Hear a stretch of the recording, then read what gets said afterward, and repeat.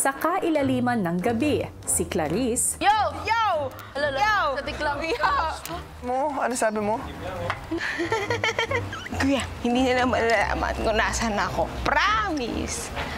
Nagtatago ako dito sa labahan. Eto na, kumain mo si Trina, pumunta ka dito. Yung setting nito, kuya, nasa pool. Ang title nito, Finding Clarice. Starring Clarice de Guzman. Pumaray ko yung lapel ko! Maligo ako! Ang housemates, nilapitan na si Clarice. Huwag yung pigilan. Magilan ka. Okay. Sino yung lapel? Water lapel. Water ko lang. Wait. Ilang sandali pa, ang girls. What you see? Miga. That clip.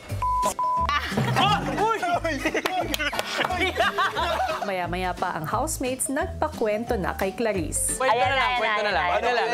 Ma, seatbelt muna, mag-roller coaster tayo ngayon, ma. Paano kayo nag-meet ni Ate Trina? Paano ka na may nag-meet? Yes. Trina! Wait lang, tubig muna. Hindi, I love you. Water yan? Ilang sandali pa, Sila tayo. This is the what? Feeling ko naman sinisave niyo lang ako. Kasi nagluluto ako. Hindi! Personally speaking, love ka naming lahat. Yes! Dahil sa'yo, naging totoo simula nung OA. Wala nang tinatakutan ng mga housemates. Iniisip niya lang na safe siya kasi siya yung nagluluto, siya yung nagpapakain sa amin. Which is obviously not the case. Kasi sa akin po talaga, Kuya, si Atik lang yung one of the easiest na makasundo. Apakagaling makisama. Isa pa yan, Kuya, ball of sunshine namin yan si Atik lang. samantala sa loob ng bahay, si Dustin.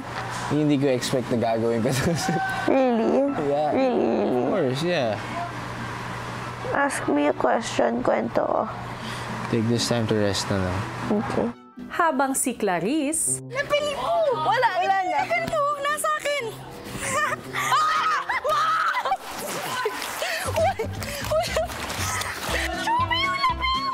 ang housemates inalalayan si Clarice pagkaahon nito. Kaya, uwi na ako kayo!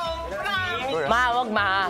Ate. Ma, naghapan ka lang. Sige na. Hindi, uwi na ako kayo. Ma, ano? Gusto ko umuwi. Gusto ko pakita yung mama ko. Ma, Okay na kayo dito. hindi ma. Mas okay kami pag nandito ka, ma. Gets namin natin. Let's go. Ang sinabi ni Kuya kanina, Pero ngayon kailangan ko magluto para sa inyo kasi wala kayong kakain. Ate. Yung ulo mo, ate. Ma, hindi ka lang pagluto, ma, personality mo. Isa ka sa nagpapasaya dito. Para ka namang siray. Bukas, unahin natin yung letter ni Ate Klang, ha? Okay? Ko naiintindihan ko bilang nakakausap ko nga po si Ate Klang.